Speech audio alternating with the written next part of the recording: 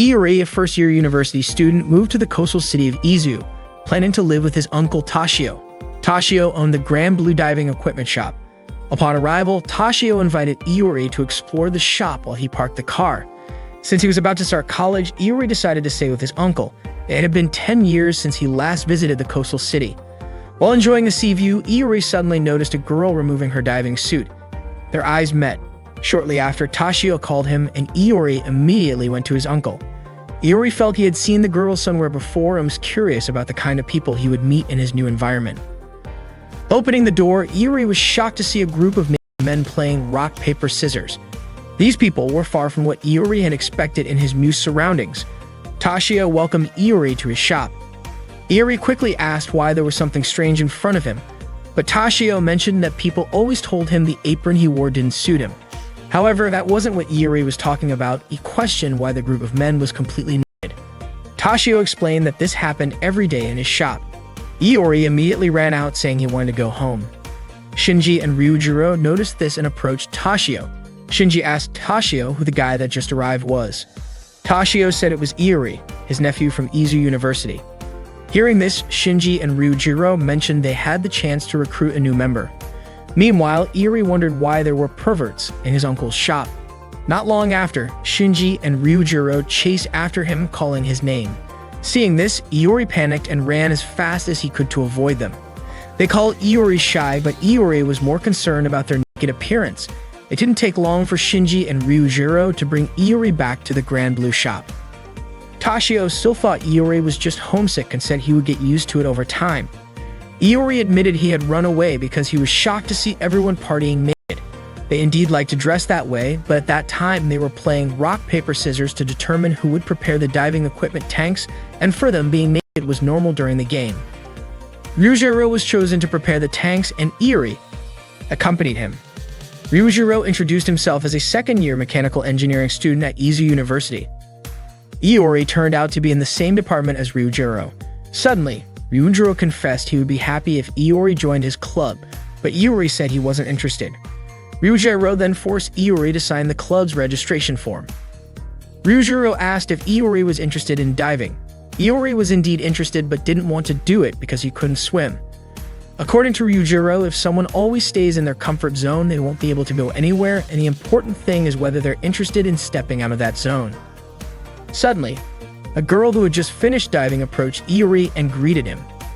Iori looked confused, prompting the girl to ask if Iori had forgotten her. Nanaka, his cousin.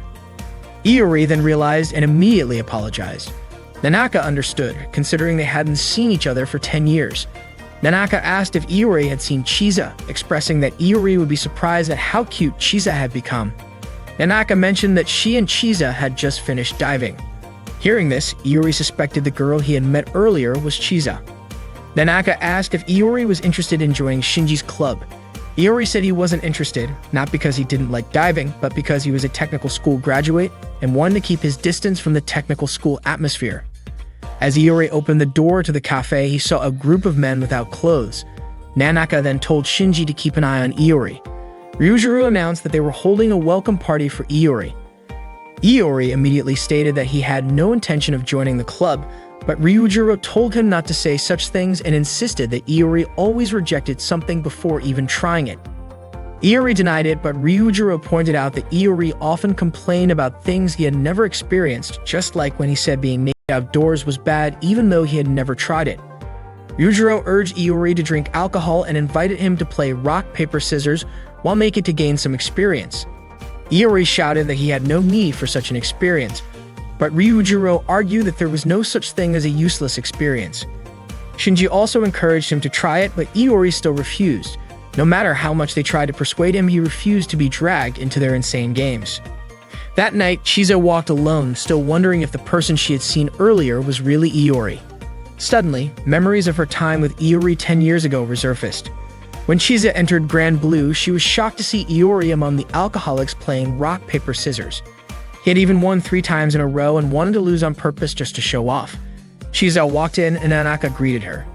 Iori immediately greeted her as well and placed his hand on her shoulder, but Chisa quickly brushed it off. She even considered taking off her clothes just because Iori had touched her. unable to believe how much he had grown into such an idiot. Iori tried to explain that it was not what Chisa thought. He had no idea things would turn out that way. Ryujiro and Shinji commented that Iori was lucky to be living with his cute cousin. Iori, however, complained that Chisa treated him like garbage. He did not care though, since Nanaka also lived with him. However, it turned out that Nanaka was an extreme siscon. Iori could not comprehend what had happened in the past 10 years, especially since Nanaka was the only person who had ever been kind to him.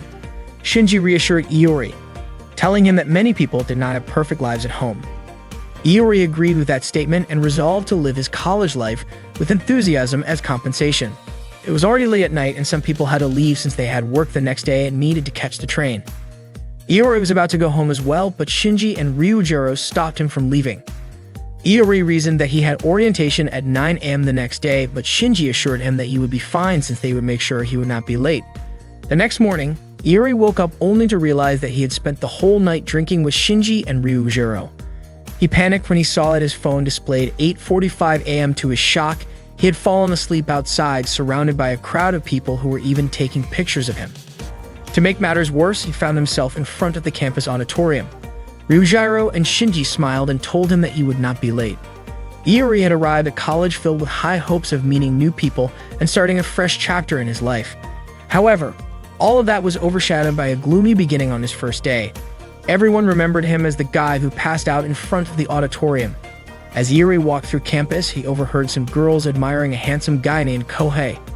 Iori looked at him but immediately lost any interest in approaching him when he saw the design on Kohei's shirt. That day, classes ended and some students were interested in checking out the clubs. Iori approached Chisa and asked if she wanted to walk with him to check them out. Without hesitation, Chisa walked away, reminding him not to talk to her while wearing those clothes. Iori wanted to change clothes but had no idea how to get home. Chisa was about to leave when Iori started following her, asking for directions. Chisa refused, not wanting to be seen walking with half-naked Iori. He then asked Chisa for her clothes. Chisa promptly reported to campus security that a half-naked person was asking her for clothes. Iori shouted that he and Chisa were cousins and should help each other. Chisa asked him not to say that out loud. Iori understood and threatened to tell everyone they lived together if she didn't give him her clothes. Frustrated, Chisa pretended Iori was committing a crime against her, prompting campus security to chase him. Fortunately, Iori managed to hide, still clueless about his wrongdoing. Suddenly, Kohei approached and asked what Iori was doing. Iori explained that the situation was complicated. Kohei offered to help, introduced himself, and asked Iori to explain. Iori said that Chisa wouldn't show him the way home or give him her clothes. Hearing this, Kohei informed campus security about Iori's location, thinking he was stalking and acting indecently. Iori claimed he had reasons, but Kohei ignored him and walked away. Iori then asked Kohei for his clothes, resulting in Iori becoming a fugitive from campus security again. Iori sneaked around looking for someone he knew to ask for help. At that time, there was a club exhibition and Iori hid at the diving club's booth. Nanaka and Ryujiro represented the Peekaboo Diving Club, handing out brochures and recruiting new members. Ryujiro told Iori that the coast was clear. Iori asked Ryujiro to lend him clothes. Ryujiro agreed on the condition that Iori recruited a new member for the diving club. Iori agreed and had a candidate in mind. Kohei was frustrated that there wasn't a club with a harem of high school girls idolizing him. Iori approached and encouraged Kohei not to give up, saying that if he persisted, his dream could come true. That's how the world works. Kohei realized that reality was harsh. Everyone told him he was dreaming and that there were no high school girls on campus, even though he hoped college life would bring his dream to life. Iori said such a place existed. Kohei just hadn't found the door to his dream yet. Iori invited Kohei to join him in opening that door. After joining the diving club, Kohei felt deceived by Iori. However, Iori finally got some clothes after recruiting Kohei. The diving club then started their celebration party. Ryujiro asked Iori what he wanted to drink. Iori requested oolong tea, but Ryujiro gave him vodka mixed with a bit of whiskey. Iori refused to drink it. Shinji wondered why Iori wouldn't drink it, noting that it looked like oolong tea. Ryujiro even showed that the drink could catch fire. Shinji handed Iori a glass of clear liquid that looked like water, but when Iori lit it with a match, it ignited. The diving club members toasted and drank alcohol together, while Iori stepped away and approached Chisa. She attended the event at her father's request and had also joined the diving club. Iori admitted he didn't want to join the club but was promptly dragged by Ryujiro and Shinji to drink with them. Reluctantly, Iori joined them. Shortly after, Kohei offered Iori a drink, but after tasting it, Iori realized it was vodka. Annoyed, Iori slammed his glass down and asked if Kohei was seeking revenge. Kohei said he had no such intention, he was just following their seniors' orders to get others drunk and recruit new members so he would join the club. Iori understood that someone had to make sacrifices and felt responsible for Kohei since he brought him into the club. Iori said he would get drunk alone and that Kohei should stick to drinking oolong tea. Kohei mentioned that Iori had made a beautiful self-sacrifice, but he only realized it was alcohol after taking a sip. Kohei immediately attacked Iori, and they started fighting. Shinji approached them and suggested a laughing contest. The rule was simple: whoever spit out their drink would lose. Iori and Kohei were intrigued by the idea, and all the club members cheered them on. In the first round, Iori had to hold back his laughter while Kohei tried to make him spit out his drink. Kohei attempted to make a ridiculous face, but it did not seem to work. Ryujiro then approached Kohei and advised him to change his strategy. He explained that people tend to laugh when they are supposed to remain serious. Taking his advice, Kohei decided to reveal something unexpected. He admitted that he used to be an otaku. The moment Iori heard this, he immediately spit out his drink. Kohei remarked that Iori could not hide his surprise, but Iori countered by saying that Kohei was the one who could not hide his otaku nature.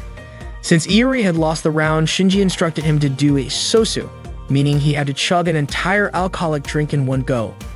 Iori complied and immediately became dizzy, nearly bumping into someone. In his drunken state, he blurted out a pun in front of a senior. Upon hearing it, Kohei could not hold back and ended up spitting out his drink as well. As a result, Kohei also had to do a sosu. However, to everyone's surprise, Iori was ordered to do another one because making a pun in front of a senior was considered disrespectful. In the end, both Kohei and Iori had to chug their drinks together. They vowed to get back at each other for this, and the laughing contest continued until their bodies could no longer handle any more alcohol. Eventually, both of them ended up vomiting. Seeing this, Ryujiro poured them some liquid and handed it to them. They eagerly drank it, thinking it was water, but after reading the label on the bottle, they realized it was alcohol with a 96% alcohol content. Ryujiro simply remarked that they must really enjoy drinking. Meanwhile, Nanaka told Tashio that Iori had been hanging out with his friends from the club and had been out for 2 nights in a row. This meant Tashio had to reprimand him. The next morning, Iori and Kohei were in the lecture hall, completely naked. Shiza could not believe what she was seeing and had no idea how Iori had ended up like that. That day, Iori returned home with Chiza. Upon arriving at Grand Blue, they were met with the sight of Shinji, Ryujiro, and Tashio wearing only store aprons. Iori felt nauseous and wondered why they were dressed like that. They laughed with Ryujiro, explaining that they were about to go diving and were wearing swimsuits under the aprons. However, when Shinji and Ryujiro turned around, it was clear they had nothing on beneath the aprons. Suddenly, Nanaka informed them that the guest expected that day couldn't make it due to unforeseen circumstances. They all got dressed and sat down for lunch together. Shinji and Ryujiro mentioned they had free time before the drinking party that night and asked Iori how he planned to spend the time until evening. Iori replied that he didn't intend to join the drinking session that night. This annoyed Shinji, who promptly reminded Iori of the club he had joined. Nanaka suddenly asked if Iori knew where his room was, considering it was his 3rd day at Grand Blue. Iori realized he had been sleeping on campus for the past 2 days. Nanaka expressed understanding if Iori wanted to have fun on campus but insisted he couldn't sleep elsewhere for 3 consecutive days. Iori then conceded that he might indeed skip the drinking that night. Shinji and Ryujiro accepted this, noting that even without Iori, there were plenty of other members in the club. Suddenly, Ryujiro mentioned that they would be drinking that night with girls from Aonu Women's University. Hearing this, Iori begged Nanaka and Chiza for permission to join the party. Seeing Iori kneeling before Nanaka and Chiza, Ryujiro and Shinji asked what he was doing. Iori stated that he now remembered the club he had joined wasn't just about diving. Nanaka and Chiza were puzzled as to why Iori had taken off his clothes. Iori explained it was to show his sincerity. Despite Iori's earnest pleas, Nanaka remained firm, knowing he just wanted to have fun. At that moment, Iori asked Ryujiro and Shinji how he could get permission to go out that night. Shinji suggested giving up as Nanaka was very strict, but Iori refused to surrender. Shinji was curious about Iori's determination. Iori admitted it was driven by his sexual urges. Seeking advice on convincing Nanaka, Ryujiro suggested that Iori unpack his belongings in his room, but Iori felt that wasn't enough. Ryujiro then recommended decorating his room to make it look more mature. Ryujiro and Shinji even offered to help. Iori promptly informed Nanaka that he had finished unpacking and claimed he had become a mature man. When Iori showed Nanaka his room, she was shocked by the decor, filled with adult books, tapes, and pictures. Iori remarked that it wasn't supposed to be like that. Nanaka, surprised, commented that it seemed Iori had indeed matured. Shinji and Ryujiro asked Iori if the plan had worked. Iori scolded them, and Shinji wondered why it hadn't succeeded. Ryujiro noted that when a mother finds adult magazines in her son's room, she considers him grown up. Iori had hoped they would decorate his room normally, like a typical college student's first place living alone. However, Shinji and Ryujiro exclaimed that Iori should have said so earlier. Iori admitted his mistake in asking them for help and told them to take the magazines out of his room. Shinji said that he had actually planned to give one to Iori as a welcome gift and asked him to choose his favorite. Not long after, Chisa came to Iori's room to give him a shelf she no longer used. However, she suddenly saw Iori and his friends watching an adult film together. Without hesitation, Chisa hit Iori with the shelf she had brought. Iori blamed Shinji and Ryujiro for making Chisa misunderstand the situation. Shinji refused to take the blame, pointing out that Iori was the one who invited them to watch. Frustrated, Iori told them to leave but asked them to leave one tape behind for him. Shinji and Ryujiro refused to abandon Iori in his state of distress. They asked for one more chance to redecorate his room, and Iori decided to trust them. Iori then headed to the store where he ran into Toshio. Toshio asked if something had happened as Chisa looked upset. Iori explained that he was getting a warm welcome from his seniors. Toshio commented that Chisa was not handling the situation very maturely. Suddenly, Nanaka greeted Iori. As he was about to explain the misunderstanding about his room's decoration, Nanaka surprised him by saying she did not mind at all. She even mentioned that she had asked for friends, and they told her that it was normal for guys Iori's age. Iori explained that his seniors had been messing with him and that his room's decoration had already been restored to normal. Just then, Kohei was seen returning an adhesive to Toshio. Iori had a bad feeling about his room. His instincts proved right. Kohei had redecorated it entirely with images of loli characters. Horrified, Iori immediately tore down the giant poster. Kohei was furious and even cursed him for it. Iori was exasperated that his room was now filled with Kohei's terrible taste. Soon after, Shinji and Ryujiro arrived to check on Iori's room. They explained that they had asked Kohei to decorate it since he was also a freshman. However, this was not what Iori had wanted at all. He wanted the complete opposite. Kohei finally understood and agreed to redecorate the room again. Iori told him to leave, but Kohei refused. It turned out he had only done all of this in exchange for an adult tape featuring middle school girls, which the seniors had promised him. Not long after, Toshio called Iori over to help him. Although Iori had to go, he was still uneasy about what his room would look like next. His worst fears came true. When he returned, he found his room covered in BL, Boys Love, posters. Furious, Iori immediately punched Kohei.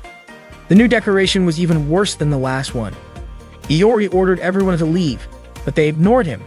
Shortly after, Nanaka called out to him, offering to help redecorate his room. However, Iori insisted that he was fine.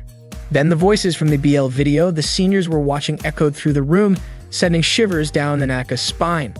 Horrified, she quickly left to call her friend again.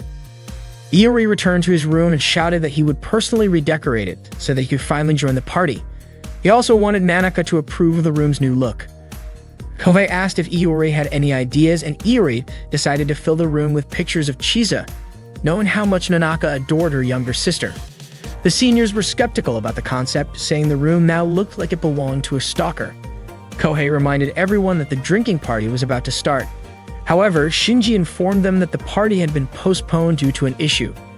Iori was stunned to learn that the drinking party was not happening that day after all, meaning all his efforts had been for nothing. Moments later, Chisa arrived with tea. Upon seeing so many pictures of herself in Iori's room, she immediately took action, leading to Iori being confined in an empty room as punishment. The following morning, Iori woke up to find the club members gathered in his room. Curious about their presence, he asked why they were there. It turned out that the room was their usual gathering spot and they couldn't just change it because of him. Iori then headed to the shop where Toshio and Nanaka greeted him. Nanaka even complimented Iori for wearing clothes that day. Toshio inquired about any club activities scheduled. That day was meant for introducing new members who had joined. Nanaka asked how many new members there were. Ryujiro mentioned that 3 new members had joined: Kohei, Iori, and Chisa. Iori wondered why Kohei had come to Grand Blue. It turned out the seniors had informed him that voice actress Mizuki Kaya would be arriving at 10 o'clock. However, Iori was certain the seniors were lying, and sure enough, Shinji admitted it was just a prank. Unexpectedly, Kohei began to cry, feeling deceived. Toshio mentioned that lately, Mizuki Kaya had indeed been busy and couldn't visit for a while. Nanaka added that Mizuki Kaya used to come often, and even other celebrities did too. Kohei tried not to believe it, but Nanaka insisted she wasn't lying. Toshio even mentioned there was a diving suit that Mizuki Kaya used to wear. Hearing this, Kohei asked to try it on, a request that sounded somewhat inappropriate. Kohei then expressed interest in learning to dive. Chisa asked if she should join the diving lessons. Shinji allowed her to opt out since she was experienced, but Toshio requested Chisa to participate so she could understand how beginners learn to dive. Iori asked if he could just watch since he couldn't swim, but Ryujiro mentioned there are divers who can't swim, and according to Shinji, it would be a waste if Iori didn't at least try. Shinji instructed the 3 of them to swim. Iori remarked that it should be fine even if he couldn't swim. Shinji explained that while mastering swimming techniques wasn't necessary, all divers should become accustomed to water. They then proceeded to the changing room. The seniors explained that individuals afraid of water aren't suited for diving because they might panic during problems, making it hard to control breathing and leading to rapid air consumption. Therefore, safety is crucial, and they need ample practice. For basic training, Ryujiro asked Iori to open his eyes underwater.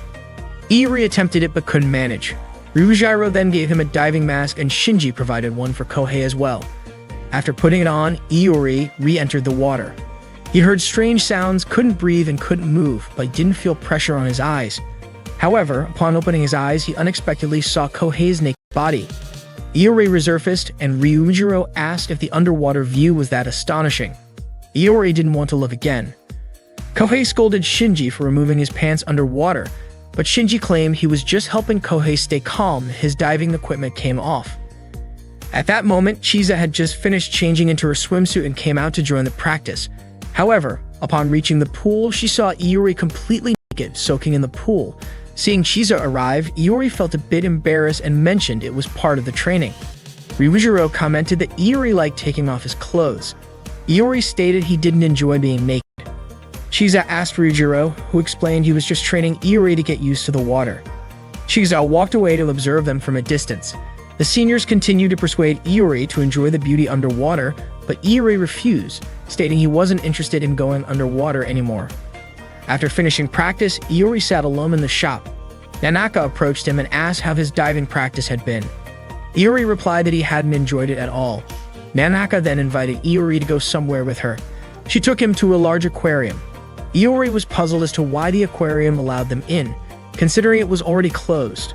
Nanaka explained that Chisa sometimes helped out there.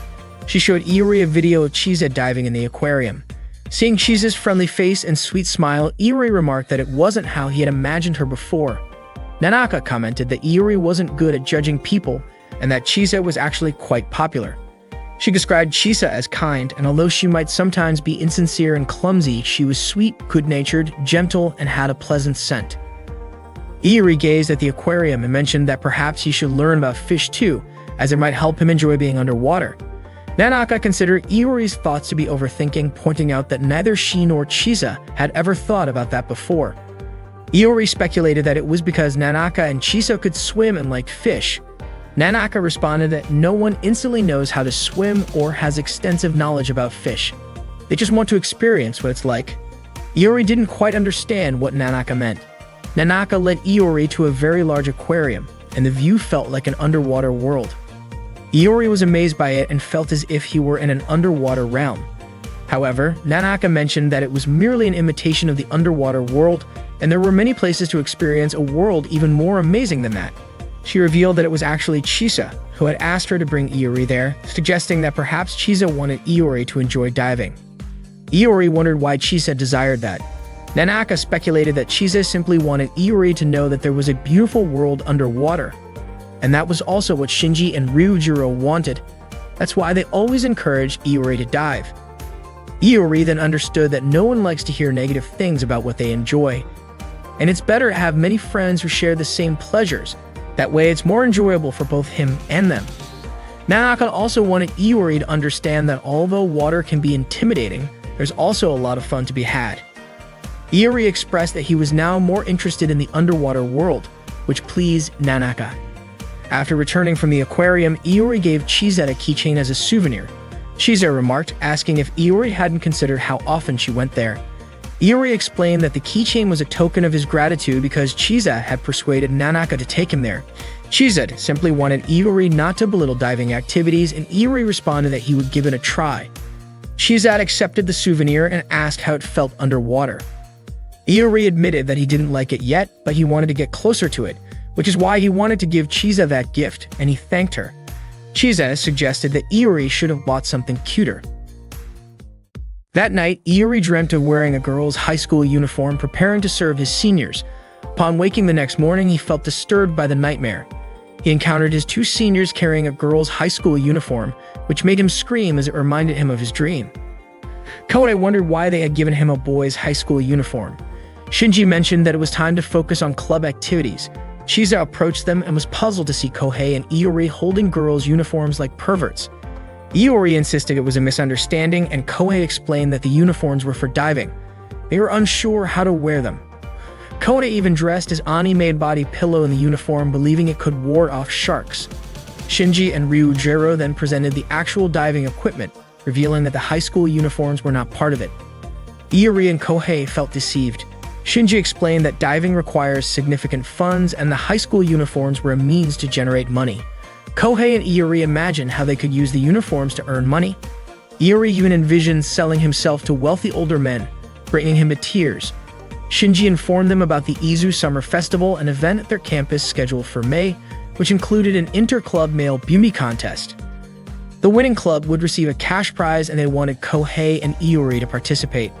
Naturally, Iori and Kohei immediately refused. Ryujiro mentioned that the male beauty contest was called Danken, which sounded like a term for male genitalia. Iori and Kohei were shocked by the inappropriate sounding name. Iori asked if Chizette was aware of it. She had seen it the previous year.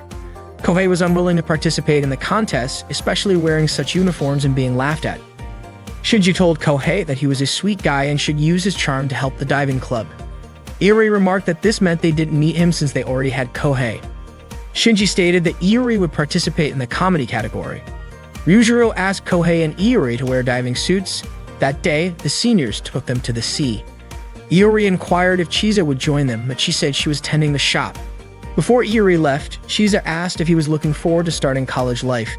Iori admitted he had been, but not anymore. Chizette was confident Iori would enjoy it. Iori trained with Ryujiro, while Kohei trained with Shinji. Ryujiro planned to teach Iori how to breathe underwater. He instructed Iori to place the regulator in his mouth and inhale. Iori tried it and found it very different from regular breathing. It required more effort to take a breath. Ryujiro acknowledged that it might be difficult at first, but assured Iori he would get used to it, encouraging him to try it underwater. Iori did so but soon surfaced, gasping for air. He tried again, but the second attempt was the same. He still ran out of breath. Iori felt scared to breathe underwater, but Ryujiro assured him it was only challenging initially and that he would get accustomed to it over time. Iori tried once more, but this time water entered his diving mask. Ryujiro adjusted the slightly loose mask. Suddenly, Iori noticed two people in a hurry and asked who those customers were. Ryujiro explained they were clients diving before their work commute. Iori was surprised that despite their busy schedules, they were willing to spend their valuable time and money to dive. Ryujiro expressed how amazing the place was. Iori recalled the large aquarium he visited with Nanaka the previous day. Ryujiro admitted he also feared running out of air underwater. He showed the spare regulator and explained it should be given to a friend who runs out of breath. He also mentioned the weight belt always faces the same direction, so it can be quickly removed in case of emergency. The diving equipment is designed not only for the user's safety, but also to assist diving buddies, and it has undergone thorough safety testing. Ryujiro assured Iori that he wasn't alone and that he would be there with him. Therefore, Iori should muster the courage to dive, knowing that Ryujiro would certainly come to his aid if needed. Iori began descending to the seafloor. When his knees touched the bottom, he opened his eyes and breathed calmly. He couldn't believe he had actually done it and didn't feel any discomfort. He discovered an underwater world he had never seen before, referring to it as a new world unknown to him. After the diving practice, Iori immediately approached Chisa, expressing that he now understood how amazing it was to breathe underwater, even though he couldn't swim, and described it as exploring a new world. Iori even compared it to being in outer space and experiencing zero gravity. He enthusiastically shared his first experience, and Chisa instructed him to change clothes. Shinji told Kohei that joy comes from understanding how to do something never done before. They gathered again for drinks at the shop. Tashio served food and asked if Iori had overcome his fear. Iori admitted he still felt anxious about entering the water, but Ryujiro noted that Iori was beginning to appreciate the joy of being in a new world. Iori thanked his seniors, but they reminded him that there was no reason for him to refuse the new world he would face, which involved wearing a uniform for the Spring Festival.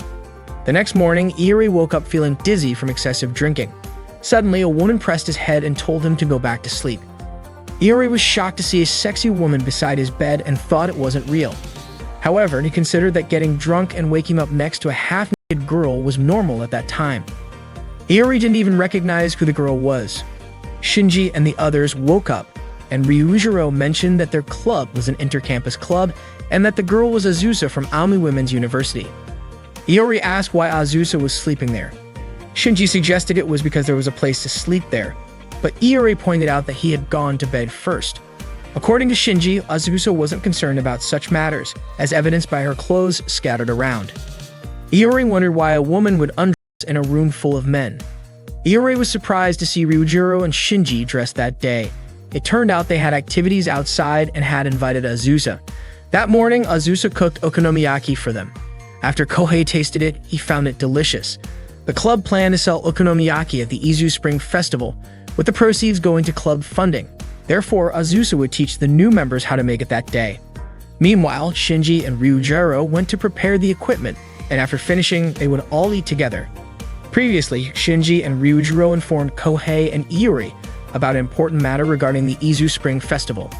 They were actually tasked with persuading Chisa to participate in the women's beauty contest, with a promise that if Chisa won, it wouldn't have to join the men's contest.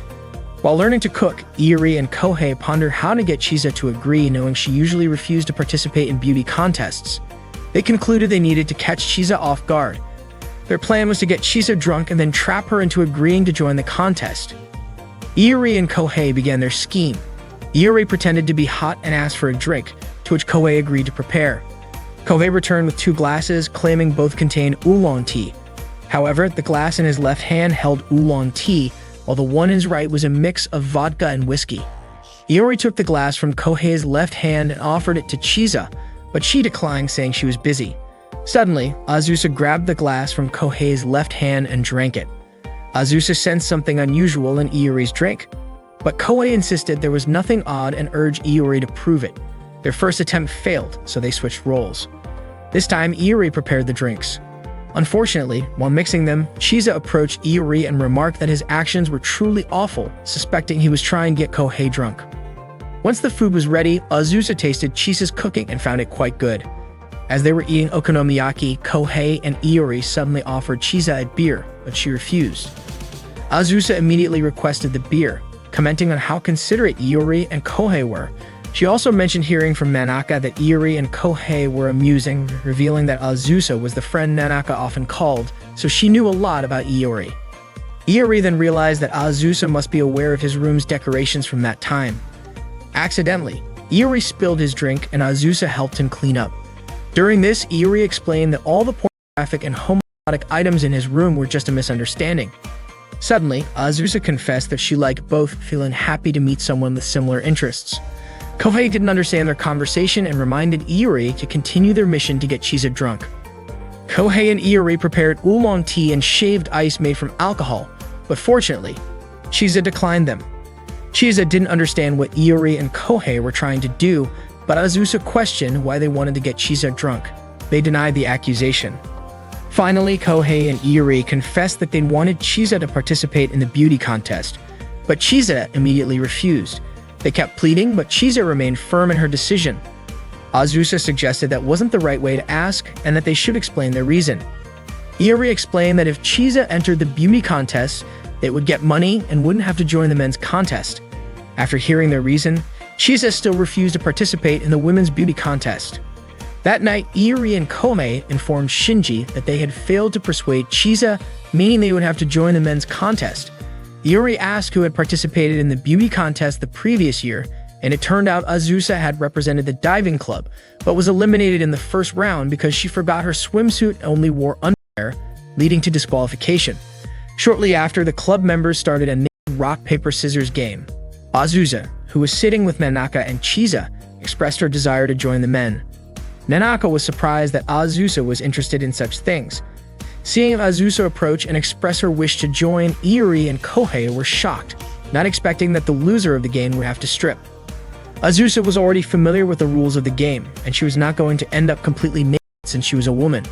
Iori was eager to take the first challenge against Azusa, but before long he lost and was already stripped down. He tried again to take another chance, but once again he lost. Azusa laughed, clearly entertained by Iori's antics. They continued with a speed-based challenge, and Iori showed no signs of giving up. By the end of the game, Azusa had successfully gotten both Kohei and Iori completely naked. Azusa returned to the table with Chisa and Nanaka, commenting on how fun the game had been. Nanaka mentioned how adorable she found Iori and Kohei, though Chisa was confused about what exactly was cute about them. It turned out that Azusa had taken a liking to them. She then asked Shizo why she was not interested in joining the women's contest, considering it was an advantage to be a woman. Chisa did not understand what Azusa meant, so Azusa assumed that the club members had no doubts about Chisa winning, which meant they believed she was the cutest. Chisa clarified that it was not that she did not want to participate, but she did not want to be the only one embarrassed. Azusa understood her reasoning. Shinji and Ryujiro informed the club members that Chisa had agreed to join the beauty contest thanks to Iori and Kohei. However, the high school uniforms were still given to Iori and Kohei. It turned out that Chisa had set one condition. If she was going to enter the contest, and Iori and Kohei also had to participate. Upon hearing this, Iori and Kohei immediately started arguing. They were frustrated that all their efforts from the previous day had been in vain, as they were still dragged into the contest. Iori insisted that Kohei should be the one to wear the female uniform, but Kohei refused. Their argument continued, but Shinji saw it as if they were having fun, while Ryujiro was happy to see how close they were. With the matter settled, Chisa felt relieved. That day marked the Izu Summer Festival, and Iori, Kohei, and Chizo were in charge of running Peekaboo's Okonomiyaki stand. Ryujiro arrived bringing drinks for Iori and Kohei and asked how their stand was doing. Iori responded that everything was going fine, but Kohei suspected they had some competition. Ryujiro pointed out that the neighboring stand, which was attracting a crowd of women, belonged to the Tinkerbell Tennis Club, known for its group of attractive, popular men. Kohei dismissed them as pathetic otaku, while Iori referred to them as pig's blood. Chisa urged Iori and Kohei to stop saying things like that. Suddenly, Azusa arrived without any clothes on, prompting Ryujiro to ask if she had walked there. Azusa explained that she had taken the bus partway. Iori was bewildered by how Azusa and Ryujiro could converse so casually. Chisa quickly handed Azusa some clothes to wear, and Iori asked why she was not already wearing something. It turned out that her outfit had gotten stained and she had not bothered washing it since it would just get vomit on it later that night anyway. When Chisa helped Azusa put on a shirt, it was apparent that Azusa's dress was too large, making it a tight fit. Ryujiro suggested that she look for a t-shirt instead, so Azusa asked Iori to help her find one. As Iori accompanied Azusa through the bustling school festival, she seemed to be enjoying the event. Out of nowhere, Azusa asked what type of guy Iori was into, leaving Iori shocked by the question. Azusa remarked that they had the same preferences, reminding Iori of a previous conversation in which she had said she liked both men and women. She explained that when it came to men, she preferred Shinji, while for women, she liked Nanaka. Iori was stunned, and Azusa then asked about his own preferences. Realizing this was his only chance to clear up the misunderstanding, Iori felt the need to tell her that he was not bisexual. However, Azusa expressed how happy she was to have met someone like Iori, admitting that she could not talk so freely with anyone else. She then grew even more curious about the kind of person Iori was attracted to. Later, while Iori and Kohei were working at the stand, Kohei questioned why Azusa had suddenly insisted on switching places with him. Iori remained silent, simply feeling guilty about the situation, which made Kohei even more curious about what happened. The two of them then wandered around the festival, enjoying the peaceful moment without any upperclassmen nearby. However, their sense of relief was short-lived when Shinji and Ryujiro suddenly appeared. Shinji brought up the idea of drinking with another club that was nearby. Kohei assumed it was some kind of group date and was excited about the possibility of meeting beautiful women. However, it turned out that the club they would be drinking with was the Rugby Club, made up of a group of muscular men. Meanwhile, Chisa and Azusa were dealing with two customers who were flirting with them. The situation made them visibly uncomfortable, prompting Iori and Kohei to step in and scare the customers away. Azusa thanked them for helping her out and suggested they take turns watching the stand. Before leaving, she whispered to Iori, urging him to tell her what he had done with Kohei. Iori quickly brushed her off, stating that he would be working at the stand with Chisa. Grateful that Chisa was keeping him company, Iori thanked her, prompting Chisa to ask what was going on. Iori admitted that he simply did not want to be alone with Azusa. Chisa noted that Azusa was beautiful and figured that Iori was just nervous about being alone with her. The two continued serving customers, and Iori asked when the beauty contest would begin. Chisa informed him that it would start at 4 o'clock, with the winner announced the following day. Iori reminded her to get ready, but Chisa nonchalantly said she wanted to participate as she was. Suddenly, Nanaka and Azusa arrived to pick up Chisa and help her prepare for the contest. Kohei, watching them leave, asked Iori where Chisa was going. Iori explained that she was getting dressed up for the competition, which made Kohei wonder if Azusa and Nanaka would end up dressing Iori as well. Annoyed, Iori retorted that Kohei, with his long hair, should be the one playing the role of Tamara. This led to an argument between the two. Ryujiro then stepped in, informing them that it was time to close the stand and head over to watch the contest. The beauty contest was about to begin, and the audience was buzzing with excitement, as it was the main event. Kohei wondered aloud if they would be performing on such a crowded stage later. The first contestant, Aina from Aomi Women's University, appeared overly made up. Suddenly, she blew a kiss toward Kohei. Next, it was Chisa's turn to take the stage. She appeared fierce, and her introduction was stiff and awkward. Her friends noticed that if she continued like this, she might lose. Shinji asked Kohei if he had any ideas. Kohei suggested that to make a shy girl shine, they needed to make her smile. However, Iori thought making Chisa smile would be very difficult. Shinji proposed that if they smiled, perhaps Chisa would smile too. They tried calling her name and smiling together, but that approach failed. Chisa's face showed disgust instead. Shinji then asked Kohei if he had any other ideas. Kohei suggested revealing her embarrassed side. The club members bared their chests and displayed banners supporting Chisa, but that method also failed. According to Kohei, she should have shown embarrassment, but instead, Chisa looked at them as if they were trash. Their plan failed, leaving only one option, lifting her skirt. Kohei planned to throw small balls at Chisa, like grade school boys embarrassing a girl. Iori thought this might make Chisa very angry. Ryujiro added that Chisa might kill Iori if he did it. Iori questioned why he had to be the one to do it and suggested deciding with rock, paper, scissors. However, Kohei had another idea.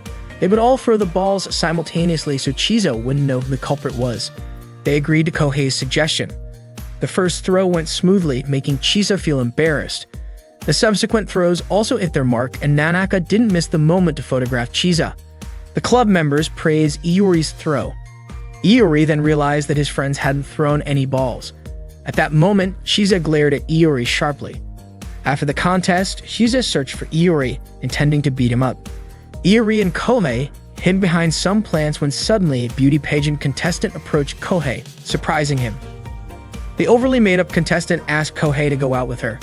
Kohei mentioned that he didn't know her name. She introduced herself as Aina, a freshman at Umi University. Iori congratulated Kohei and wished them happiness.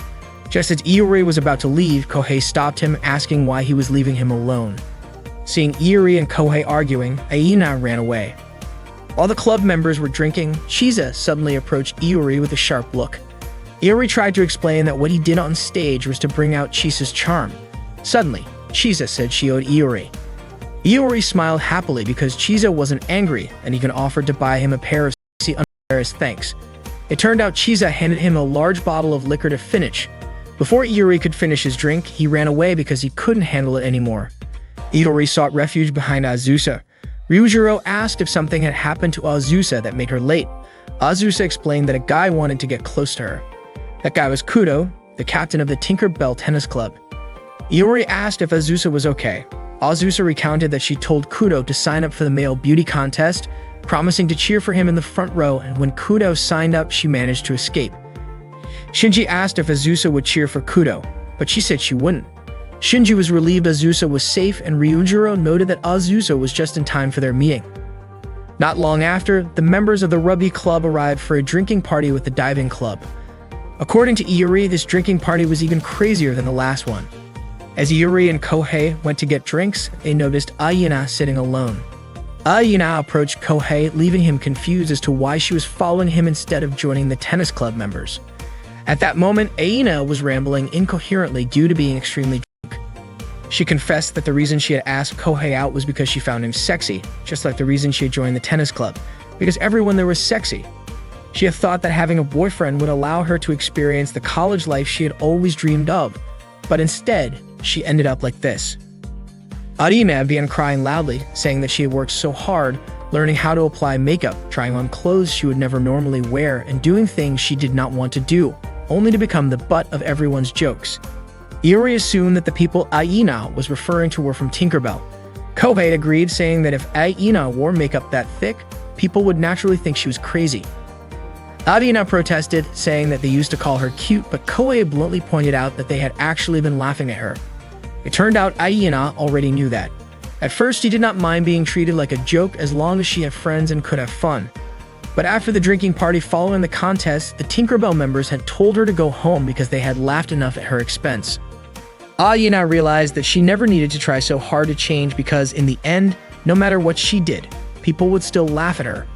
And it was the Tinkerbell members who were mocking her. Iori stated that no one is always laughed at, nor is anyone always laughing at others, and he promised to show her something interesting. That night, the men's beauty contest began. The first contestant from the Rugby Club showed off his athletic physique. The next contestant was Kudo, the captain of the Tinkerbell Tennis Club. The audience cheered him on, suggesting that he had many fans. Kudo himself felt he was on a different level compared to the others. Next up was Kohei from the diving club, and the girls in the audience commented that he looked cute. Kudo was curious why Kohei was wearing a high school uniform.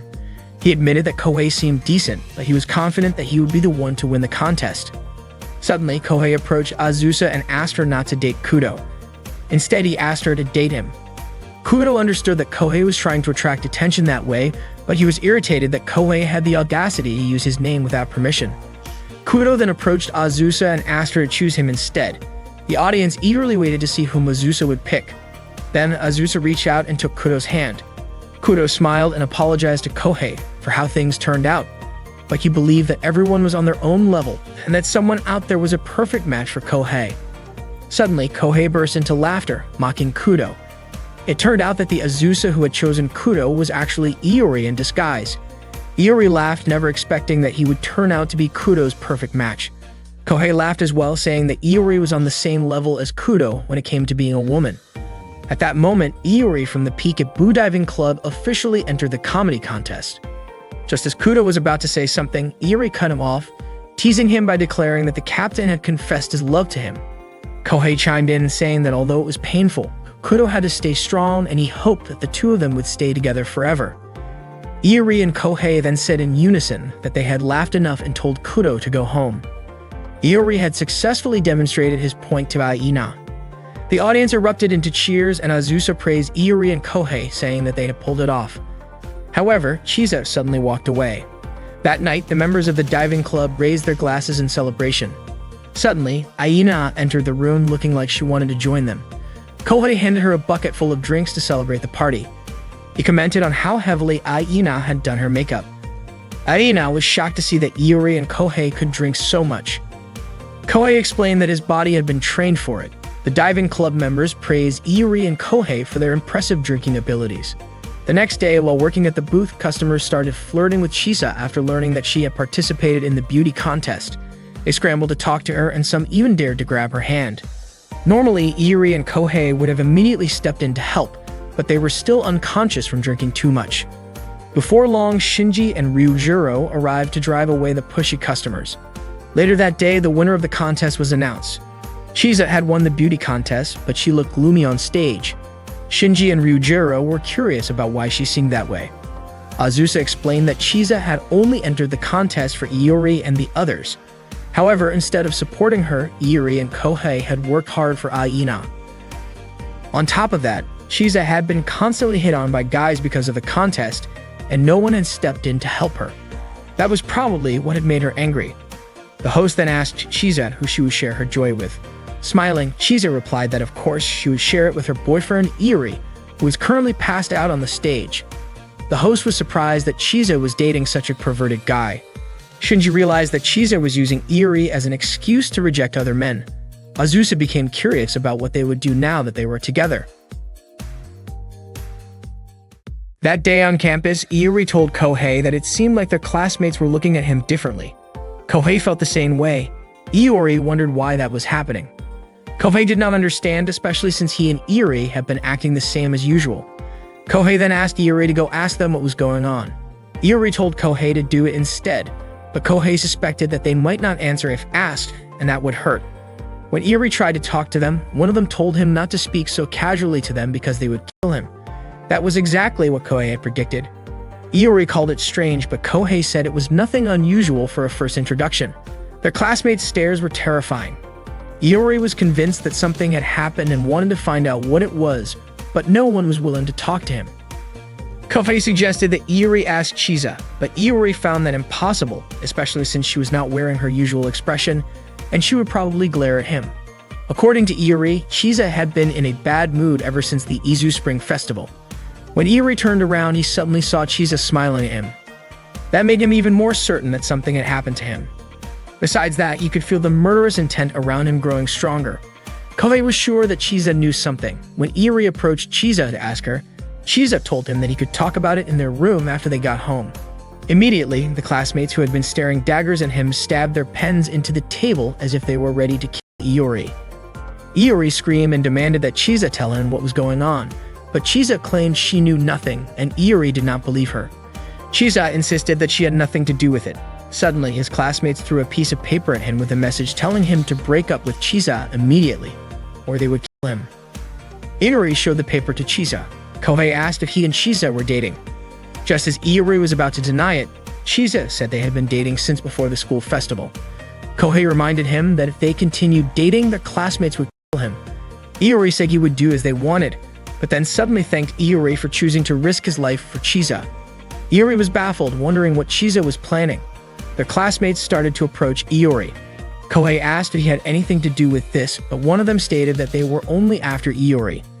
Kohei immediately decided to leave the room, claiming he had something to do. Iori tried to stop him, but Kohei refused, saying he did not want them to see that he and Iori were close. Iori shouted that Kohei was his best friend.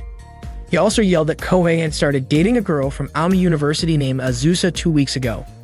Upon hearing that, their classmates immediately stabbed their pens into the table, indicating that they now wanted to kill Kohei. Iori explained that it was because Kohei was his friend and their situations had to be the same so that they could figure out how to escape together. Just as Iori was about to ask Chisa something, she had already left the room. When they were in the cafeteria, they received a lot of letters, even from students in different departments. Iori and Kohei still had not decided what to do when suddenly 2 guys named Shinichiro and Hajime approached them and said they wanted to help. Hearing that, Iori and Kohei were relieved and thought they were good people. However, it turned out that in exchange, they wanted to learn how a perverted guy could use a shaman to get a girlfriend. Iori, however, told them that he had never used a shaman. Shinichiro and Hajime then informed the others that Iori had never used a shaman. Their classmates immediately started discussing something about the mountain behind the empty clubroom. Iori suspected that they were talking about a place to bury him. Suddenly, they invited Iori and Kohei to play hide and seek, but Iori and Kohei refused. They kept insisting and Iori began pleading, explaining that his relationship with Chisa was not what they thought. However, Kohei said that Iori was Chisa's childhood friend. When Iori claimed that Chisa was just someone he knew from college, Kohei countered by saying that Iori and Chisa spent 24 hours together. Iori insisted that he and Chisa were not dating, but Kohei mentioned that they lived together. Out of nowhere, those people started shouting to prepare a shovel, gloves, and a towel. Iori was furious because Kohei's words only made them more eager to bury him. Iori tried to explain his relationship with Chisa again, but they no longer cared. They believed that Iori had taken the only flower blooming in that department, and they also thought Kohei was dating a beautiful girl from Aomori. Kohei attempted to clarify, but they refused to listen. In the end, Iori and Kohei decided to arrange a group date for them all. With that, those people started seeing Iori and Kohei as their friends. Iori and Kohei told their seniors about the situation and begged Azusa to introduce them to her friends. Iori even pleaded, saying it was the same as saving their lives. Azusa asked why Iori did not ask Chisa. Iori immediately ran to Chisa and begged her, but Chisa only looked at him like he was trash. Iori then went back to Azusa and told her that Chisa was in a bad mood. Azusa agreed to introduce her friends, but on one condition. Iori had to pretend to be Chisa's boyfriend until Chisa told him to stop. Hidori reluctantly agreed since it was the only way to save his life. The next day, Azusa brought a girl to Iori and Kohei. They were both shocked that Azusa had brought a normal-looking girl and thanked her for saving them. Iori and Kohei hurried to entertain the girl. Ryujiro asked Azusa if the girl had entered Grand Blue, which meant she had to become a club member. Shinji asked how Azusa found her. Azusa admitted that she did not find her. Iori and Kohei did.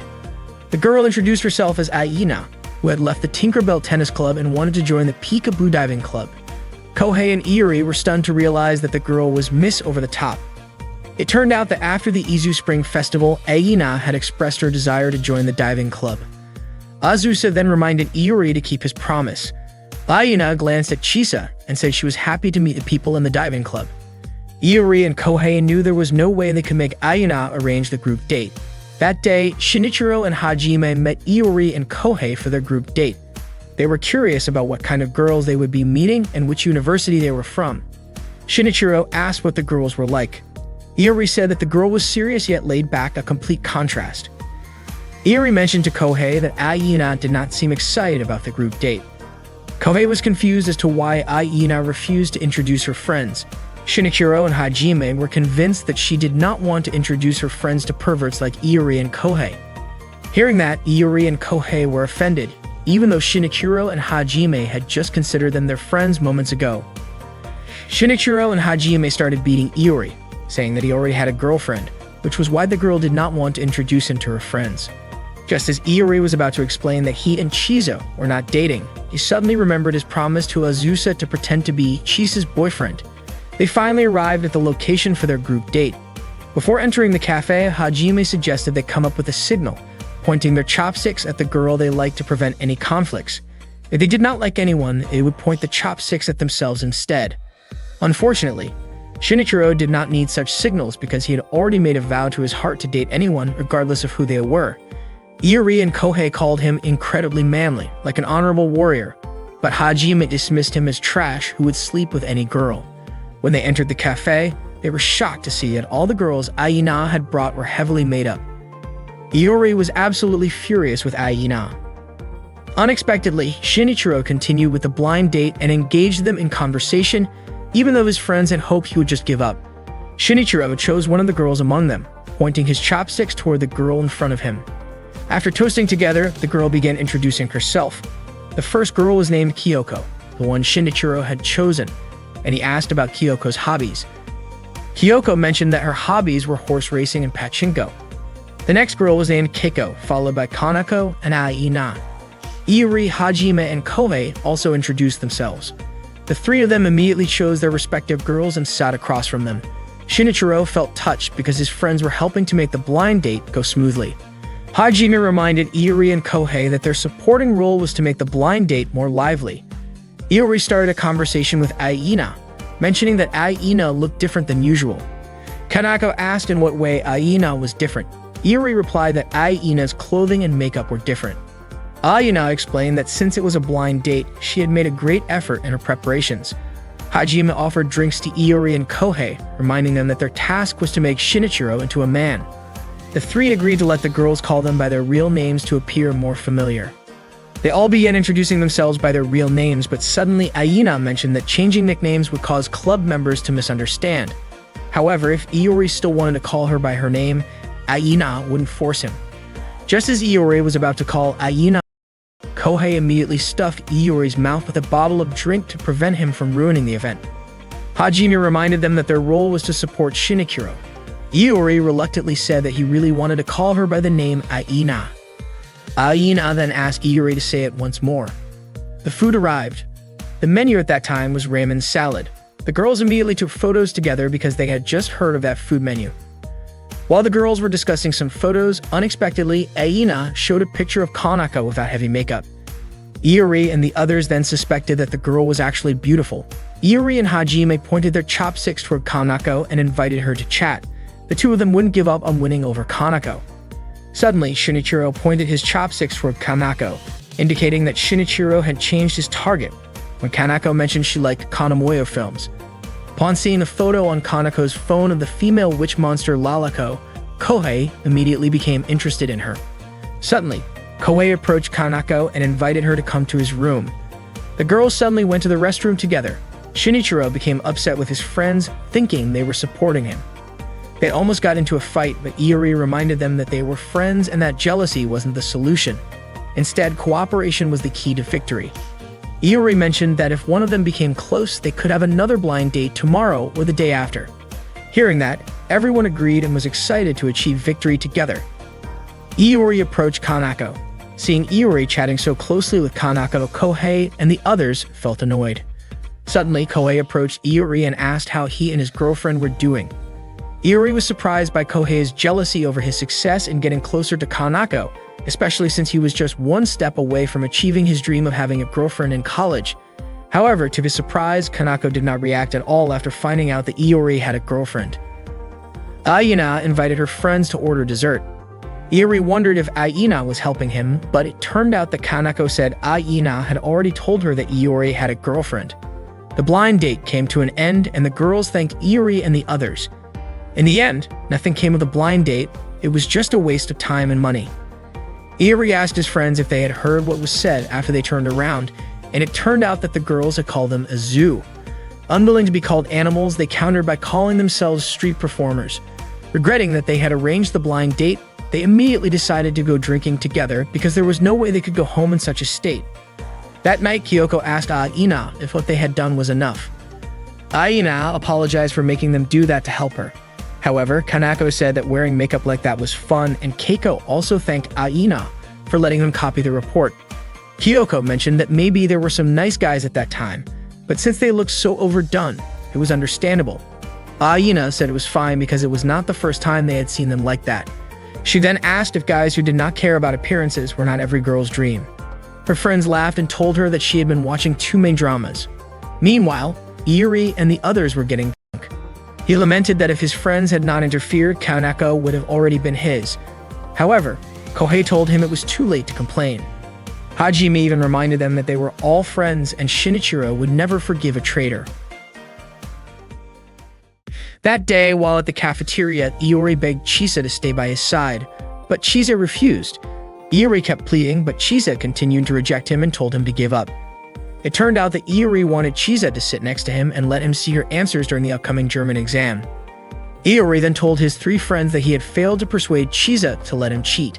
Shinichiro mentioned that if they failed the German exam, they would be in trouble. No matter what, Iori and his friends had to find a way to pass because there was no time left to study. The exam was about to start soon. Iori shrank a copy of his notebook to make cheat sheets for the exam. After printing them out, the only thing left to do was figure out how to hide them. Yu and Kenta approached them and asked for the cheat sheets. Iori wondered why he always attracted losers like them. Yu hid his cheat sheet inside his pencil case. Shinichiro hid his behind a water bottle label. Kohei tucked his inside a towel. Hajime hid his in the clip on his arm. Iori placed his behind his fan, and Kenta stuffed his inside his shirt. After that, they all encouraged each other to pass the German exam together. As the German exam was about to begin, the German lecturer instructed them to remove their pencil cases from their desks. This meant that Yu could not cheat. Yu immediately signaled Shinichiro for help, but shortly after, the lecturer also banned eating and drinking during the exam. Hearing that, Shinichiro gave up and begged Iori to help him instead. Iori wondered why the others seemed so relaxed. The lecturer announced that the exam would start at 1 o'clock and that those who finished early could leave. Two confident students left right away. It turned out they had already given up on the exam. A little later, Iori noticed Hajime panicking because his cheat sheet had become unreadable due to sweat. Kohei suddenly realized that Shumikawa was not in class. It turned out that Shumikawa had skipped school and had messaged Iori earlier to ask what would be on the exam, but Iori had refused to tell him. Iori and the others planned to work together because some of them could not use their cheat sheets. Kenta, whose cheat sheet was still safely hidden inside his shirt, was about to help. Unfortunately, as he pulled his collar, the paper flew straight to the front of the lecturer's desk. When the lecturer asked about the paper, Iori and the others immediately pointed at Kenta, exposing him for cheating. The lecturer quickly realized that none of them could actually answer the exam questions. Iori complained that the questions were too difficult. The lecturer then decided to give them a bonus question. He instructed them to write a new question on the back of their exam papers and translate it into German. The first question was arthritis, the second was a man holding a banana while naked, and the last was James Thomas. They were all baffled by how absurd and difficult the questions were. Iori and his friends ended up scoring between the low teens and 20s on their exams. Their grades were terrible, and they knew they had failed. Suddenly, the lecturer announced to those with bad scores that if they had more than 10 points, they passed, and if they had more than 20, they got an A. Hearing this, Iori and his friends felt relieved, thinking they were saved. Unfortunately, when Iori read the note on the back of his exam paper, it said, "You are stupid for using a cheat sheet and still getting a bad score. You need to take a remedial exam." After classes, Iori and his friends gathered at Grand Blue. Ryujiro asked about the blind date from the previous day. Iori described it as a disaster and showed photos of the overly made-up girls. Aina mentioned that she and her friends had made an effort and that Iori and the others should be grateful. Hearing that Aina wanted to join their club, Kohei inquired if she knew what kind of club it was. Aina replied that it was a diving club and she wanted to try it because she thought it was an adult hobby. She was interested in the feeling of swimming in the sea and seeing various types of fish. She also liked the idea of diving on tropical islands with college friends as it seemed like a TV drama. Iori and Kohei in unison said that if that was her reason, Aina shouldn't join the club, but they were just joking. Shinji and Ryujiro called Aina to introduce herself at their club's new member welcome party. Aina introduced herself, saying she was interested in diving but had never tried it and wanted to learn a lot from that point on. Before she could finish her sentence, she was shocked to see the club members taking off their clothes. Aina asked Iori and Kohei why they were undressing. Iori and Kohei told Aina not to be so surprised since she had seen it during the Izu Spring Festival. Aina then realized they were naked not just because of the post-festival party. She was also surprised to see Azusa undressing. Aina thought Chisa was the only normal-minded person in the club. At that moment, Chisa was sitting on Iori's back. Shortly after, Nanaka arrived with drinks and told Chisa to get off Iori's back. Aina felt relieved and considered Nanaka to be a normal person in the club. Not long after, Aina saw Nanaka pick up Chisa's leftover drink and immediately sip it. Aina wanted to ask Iori and Kohei about it, but Kohei asked her to pretend she didn't see it. Soon, Shinji and Ryujiro pulled Iori and Kohei to toast together. Chisa asked Aina if she was interested in diving, and Aina admitted it, which made Chisa happy. Chisa, Aina, Nanaka, and Azusa chatted together. Nanaka mentioned that Aina was the only person who joined the diving club out of genuine interest. Aina asked what equipment was needed for diving. Just as Chisa wanted to show her book, Azusa said that as a beginner, Aina could just rent equipment. Nanaka said the most important thing was for Aina to prepare a towel and swimsuit. Hearing the word swimsuit, Aina felt embarrassed, which made Nanaka laugh. Azusa told Aina not to feel embarrassed. Aina realized they weren't embarrassed because they were used to diving. Suddenly, Aina was startled by the sight of the male club members enthusiastically lifting their naked friend. Aina felt there was no normal person in the club. She suddenly shouted that it was her welcome party and asked everyone to put on clothes. That night, they ran out of sake. Aina offered to buy more and Chisa agreed to accompany her. Before leaving, Aina ensured that the club members would keep their clothes on. Iori and Kohei mentioned that Aina should start getting used to the club's ways. Azusa noted that Iori and Kohei adapted quickly. Kohei suddenly saw a package of bamboo shoots and asked who bought them and why they didn't buy mushrooms instead. Iori said bamboo shoots were tastier, but Kohei argued that bamboo shoots were food for people without taste. Not wanting to lose, Iori said mushrooms were for people with bad taste. That trivial matter made Iori and Kohei start arguing. Kohei claimed that Iori could not tell the difference between a cracker and a cookie. As their emotions escalated, Ryujiro intervened and Shinji suggested settling the dispute with a game. The game chosen by Shinji was Emitakuji, and the specific game determined was the Pocky game. Iori was curious about who came up with that idea, and it turned out to be Azusa. She encouraged Iori to play the Pocky game. Iori thought it was a strange game, but Ryujiro insisted that it was a sacred game chosen by Mitakuji, so they had to accept it. Since there were no Pocky sticks available, Ryujiro replaced them with Jumbo Fugashi sticks. Iori and Kohei prepared to play the game. The rule was simple. The first person to let go of the stick from their mouth would lose. Both of them immediately started biting into the Fugashi with enthusiasm. Ryujiro even commented that the game was more beautiful than he had imagined. In the end, neither of them won. Kohei even complained that the Fugashi had nearly destroyed his mouth. Azusa then sent a message to Chisa, asking her to buy some Pocky. Chisa suspected that something had happened while she and Aina were not there because Azusa mentioned that Iori and Kohei wanted to play the Pocky game. Iori and Kohei then invited their seniors to join the game as well. Ryujiro asked how they would determine the pairs for the game, and Iori suggested using rock, paper, scissors. When Chisa and Aina arrived at Grand Blue, they were shocked to find Iori and the others undressing. Aina questioned why they were like that. Iori explained that they were playing rock, paper, scissors to decide who would play the Pocky game.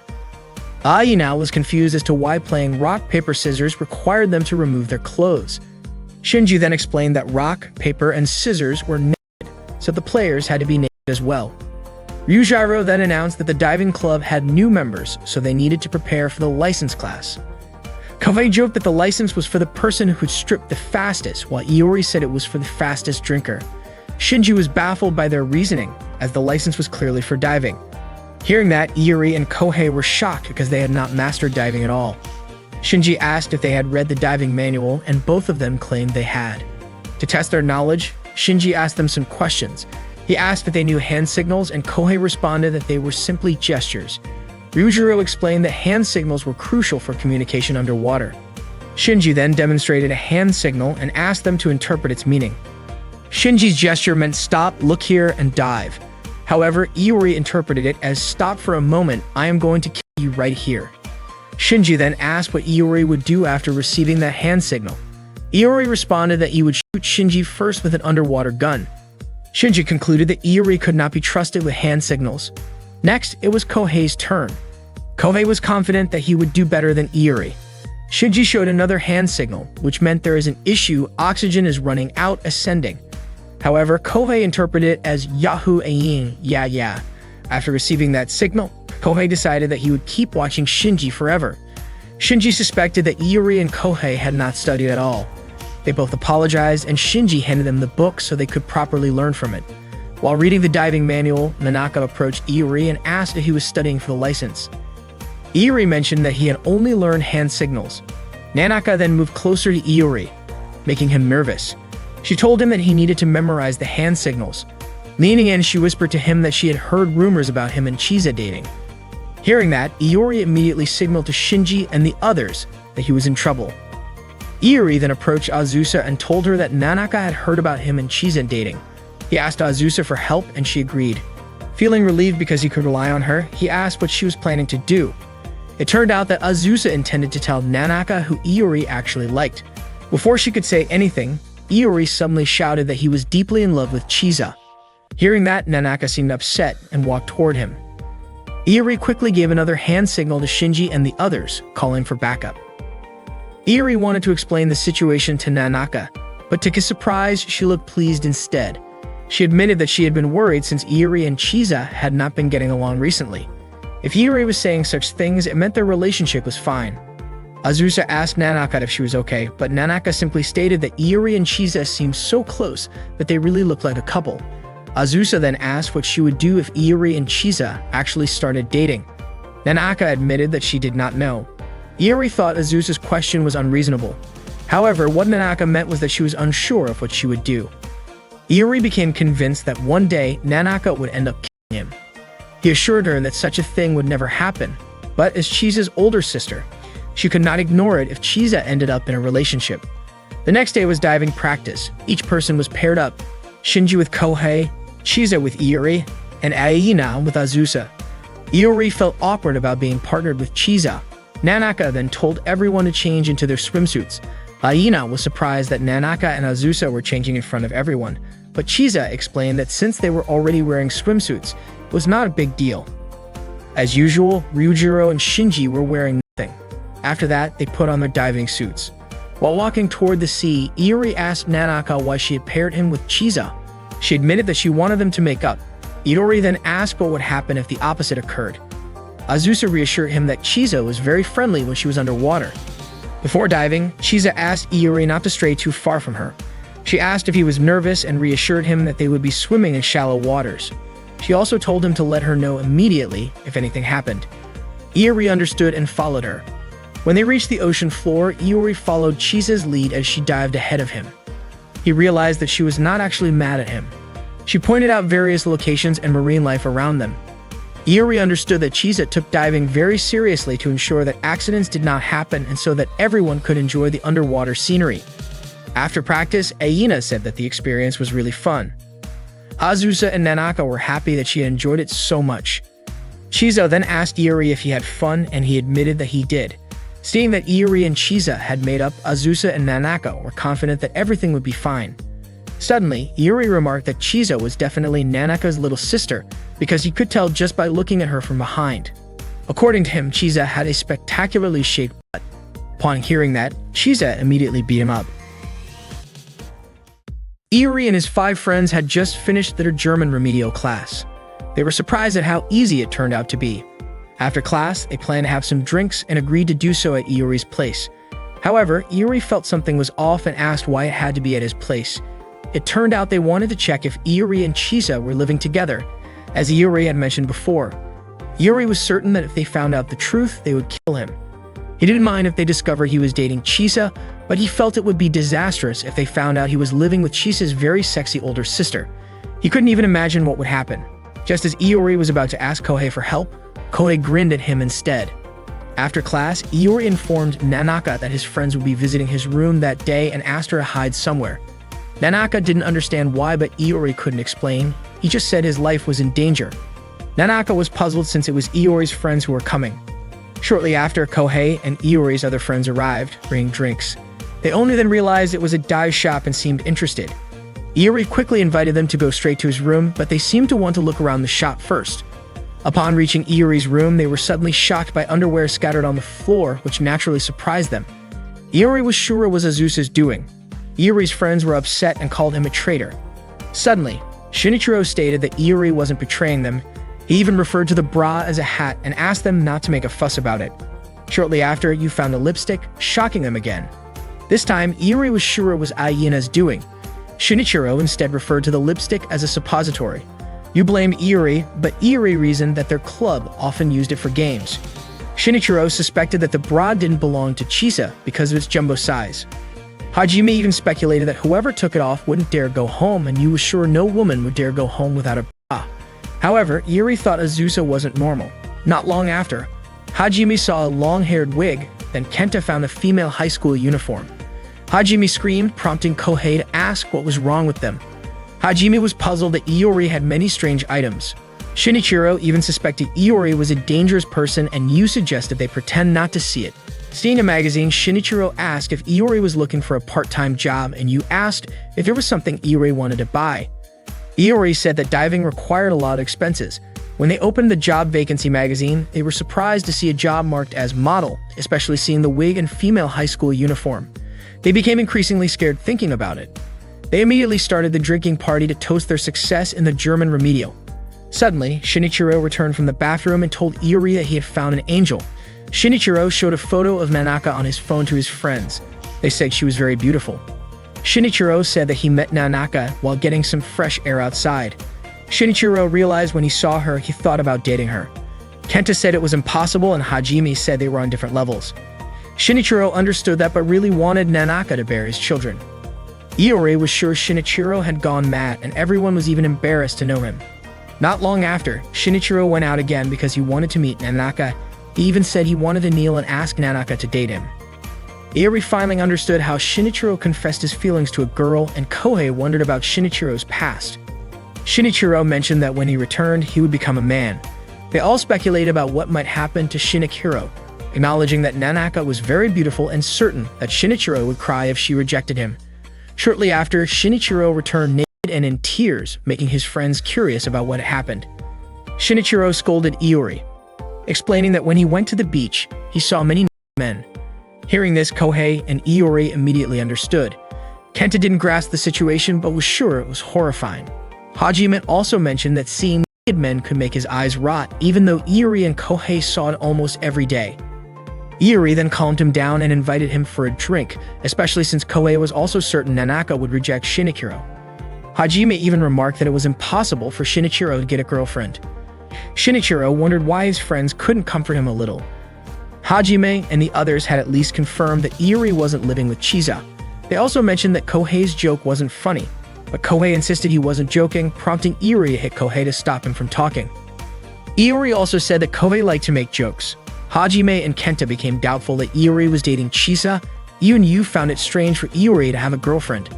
Suddenly, Chisa came into Iori's room and said she had finished her bath. Chisa apologized, saying she didn't know Iori's friends were in his room and quickly left. Iori immediately stood up, ready to run away, but all of his friends held him back and beat him up together. The next morning, Iori asked Chisa if she didn't feel guilty seeing him all battered. Chisa apologized and Nanaka mentioned that Iori's life was truly in danger. That day, Iori, Chisa, Aina, and Kohei were discussing places to dive. Shinji and Ryujiro approached them, and Aina told them she wanted to get a license to dive in various places. Shinji and Ryujiro were pleased to see Aina enthusiastic about club activities. That day, Itari and Kohei had brought sports clothes as their seniors had requested. Their activity was a doubles tennis match aiming for the buddy system, more precisely, they were after the prize money. It turned out to be an idea from the Tinkerbell tennis captain, Kudo. So if the Peekaboo Club lost, they would have to give up the prize money and the titles from the previous two contests. Hearing that, Iori and Kohei wondered why their seniors accepted the challenge when they couldn't beat the tennis club at tennis. Iori was sure Kudo planned to take revenge and even intended to humiliate the diving club. Shinji understood that and decided that humiliating Iori and Kohei was a trivial matter to get the prize money. The diving club members arrived at the tennis court. Iori and the others were ready, but Azusa and Nanaka didn't participate. They chose to cheer instead. Iori asked why Aina was wearing a running jacket. It turned out Aina was embarrassed to show her legs if she wore a tennis uniform. Iori wondered since Aina had dared to wear sexy clothes during the contest. Aina mentioned that during the contest, she felt brave because she was wearing makeup and was also drunk. Iori then asked what makeup actually meant to Aina. She explained that she felt insecure about her appearance when she was with Nanaka and Azusa. Iori commented that the running jacket suited their team because they were still amateurs. In the locker room, Chisa was shocked because she was supposed to be wearing a running jacket, but it seemed like Nanaka had switched it with a sexy tennis outfit. Before the match started, Kudo explained that they would play 3 sets, with one set being a doubles match. Kudo teased Iori, asking why he was not wearing women's clothes again. He then approached Aina and asked if she was a new member of the diving club. Kudo did not recognize Aina at all without her makeup. Kohei remarked that Aina's makeup was like armor protecting her from enemies. The first match began with Shinji and Ryujiro representing the diving club. Surprisingly, they managed to score a point on their very first hit. The players from the Tinkerbell Club did not expect Shinji's fast serve. When the ball came toward the Peekaboo team, Ryujiro hit it hard and secured another point. Azusa pointed out that the power levels between the teams were vastly different, which was why Shinji and Ryujiro easily dominated. During the set change, Iori asked where the other members were. Nanaka informed him that their friends were upstairs. Iori and Kohei went to check, only to find that everyone was completely passed out from drinking too much. Azuma explained that Tinkerbell had brought drinks for them, and they ended up drinking too much. Iori was puzzled. There were still drinks left, so how did everyone get drunk so quickly? The drink evaporated instantly when exposed to air, meaning it had an extremely high alcohol content. Itari and Kohei informed Azusa and the others that the rest of the club members were drunk. Not long after, Shinji and Ryujiro started staggering. Nanaka was confused about why their movements were off, and Iori and Kohei realized that Shinji and Ryujiro must have secretly been drinking as well. At that point, Tinkerbell was leading against Peekaboo, and if things continued like that, Peekaboo would lose. Kohei asked if there was a way to sober up Shinji and Ryujiro, and Iori came up with an idea. During the court change, while the Tinkerbell players were taking a break to drink, Iori and Kohei swapped their drinks with alcohol. The first set ended with Peekaboo taking the win. Chisa was surprised by what Iori and Kohei had done. Iori called it a comeback strategy, while Kohei said that instead of sobering up their own team, it was better to make the opposing team drunk. Kudo was frustrated with Iori and Kohei's actions. For the second set, Peekaboo chose Chisa and Aina to play. Before heading to the court, Chisa asked Nanaka where her running jacket was, but Nanaka told her that it was at home. At that moment, Aina felt insecure and asked Chisa if she knew how to play tennis. Chisa admitted that she was not very good at it. A player from Tinkerbell greeted Chisa by calling her the beauty contest winner. She was actually the runner-up. That girl mocked Chisa, saying she only won because her skirt flipped up. She also claimed that Chisa's sexiness had no effect on their team and even told her to lift her skirt for the audience. Hearing that, Chisa became furious. The match was much more balanced this time compared to the previous one. Meanwhile, Azusa tried to sober up Shinji and Ryujiro by giving them water. Chisa seemed fired up and it looked like she and Aina were perfectly in sync. Iori told the others to cheer for Chisa by shouting "Nice buddy." Unfortunately, the previously drunk club members misheard it as "nice body," causing them to think there was a sexy girl nearby. Everyone enthusiastically chanted Chisa's name, which only made her feel embarrassed and annoyed. Aina shouted at the audience to stop their yelling. The Tinkerbell team planned to take down Aina first, seeing her as the weaker link. During the game, the Tinkerbell team blatantly aimed the ball at Aina's body to attack her. Aina fell after being hit by the ball. Iori shouted that what the Tinkerbell team did was very dangerous. Kohei mentioned they were indeed targeting Aina's body by aiming at their opponents. Shortly after, Chisa managed to retaliate, making Azusa and Nanaka feel proud. Iori and the others cheered Chisa on again, this time calling her "nice body," which naturally embarrassed her. The second set was won by the Tinkerbell team. After the match, Chisa immediately approached Iori and hit him. The third match began with Iori and Kohei ready to face the Tinkerbell team. Iori scored a point on his first hit. Kudo was surprised by this, realizing Iori's skill. Not long after, Iori scored again. Azusa didn't expect Iori to be good at sports. Shinji mentioned that Iori had good control when lifting Chisa's skirt. Kohei was amazed at Iori's prowess. Iori realized he was indeed good at sports other than swimming. Kudo asked Iori not to act arrogant. The tennis match was evenly matched, with the ball being well received. When the ball headed towards Kohei, Iori was confident Kohei could handle it. Unfortunately, Kohei's hit was so weak that he couldn't return the ball. Kohei told Iori that the opposing team was very tough, even though it was Kohei himself who was lacking. Once again, Kohei couldn't receive the serve properly and they lost in the early round. Iori began to worry about how to defeat them since Kohei was the reason they failed. Suddenly, Kudo said he recorded the match to study it later, but he actually used the recording to laugh at their opponents' outfits during the match. Iori and Kohei had no choice but to truly crush the opposing team. Iori hit the ball so hard that it got stuck in the fence. Iori served the ball again with force and Kudo kept dodging it. It turned out Iori was aiming for the recording camera, but Kudo managed to block the ball. Not long after, Iori and Kohei started fighting. Kohei reminded Iori to care more about their score than the recording camera. Iori understood. This time he indeed had to crush someone. Iori deliberately hit the ball towards Kohei, knocking him out. Kudo was puzzled by Iori's actions. Iori dragged Kudo and said they could substitute players since one of their players had an accident. This time, Shinji and Ryujiro were ready to defeat Kudo, allowing Peekaboo to win the tennis match against Tinkerbell. When Kohei regained consciousness, he scolded Iori for hitting the ball at him. Although Aina thought Iori and Kohei lacked sportsmanship, Azusa believed they at least managed to win. Azusa didn't expect Iori to be good at tennis. Inaka asked since when Iori could play tennis. Iori said he practiced tennis with his friends after graduation, thinking the tennis club was the best way to get a girlfriend. Azusa asked why Iori didn't join the tennis club despite practicing hard. Iori said he wasn't given the chance to choose. He felt he had enough of tennis because there were other things he wanted to do. Chisa handed Iori a towel and praised his game. After winning the cash prize from the tennis match, the diving club held a training camp, with the destination being Okinawa. They all knew Okinawa was an amazing place.